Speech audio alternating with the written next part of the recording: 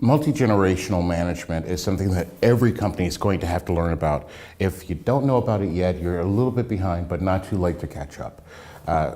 So if you're trying to help your ROI, your return on investment, your investment is time as well as talent. The story that comes to my mind is I was doing a conference on CEOs. So I'm in a room with 60 CEOs, all of them of a certain generation. So baby boomers, basically. And in case you're not sure, we've all heard the terms, but a lot of us don't know exactly what that means. Baby boomers are usually, depending on which study you look at, 1963 or so. So 1947 to about 1963. But it depends again on the study. And the truth is, when we say generational, remember, take it with a grain of salt. We don't have a true word for what we mean. Generations are considered about 17 to 21 years. And someone who is 20 years apart born, they don't have the same experience. Someone who's born in 1980 definitely doesn't have the same experience as someone born in the year 2000. So take it with a grain of salt. But I'll give you an example. I was doing this conference, and so there was a baby boomer who was training his son, his youngest son, who is a millennial. So his Generation X son worked somewhere else in the company, but he is grooming his youngest son to take over the company business. And as we're talking, the baby boomer says, today, incidentally, happens to be the day that Neil Armstrong walked on the moon.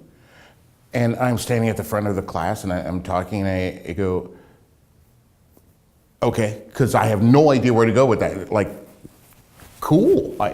His son, who is on his phone, doesn't look up and says, you mean Lance?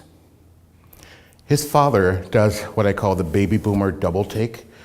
So his father's standing a little bit to his right. The son says, you mean Lance? And his father says, and you could almost hear the horrible horror movie sound effect. And he goes, no, I don't mean Lance. I mean Neil Armstrong. He walked on the moon. And his son goes, what's that, like Lance's grandpa? I thought his father was gonna have a fit right there. So I'm like, let's take a break. He goes, that's the problem with you kids. You're always on your phone and you're always texting and you never pay attention. And by the way, I did mention he looked like Colonel Sanders. So it all made the entire thing really funny to me. So I go, okay, let's take a quick break. So we take a break. His son, meanwhile, is sitting there on the phone the entire time. All of the baby boomers in the room all go to one side of the room and they're all like, Neil Armstrong. So we come back, and this is something you have to know if you're working with different generations. Baby boomers, until you tell them, until you acknowledge what they say, they have to keep repeating it to make sure that you understand. So we come back, and I launch into something else, and the CEO says, yeah, that's a great question. Just like I was saying about Neil Armstrong walking on the moon. And his son says, yeah, he was not really the first person on the moon, but okay. And by the way, it wasn't one small step for man, it was one small step for a man. His radio cut out. And his father goes, what?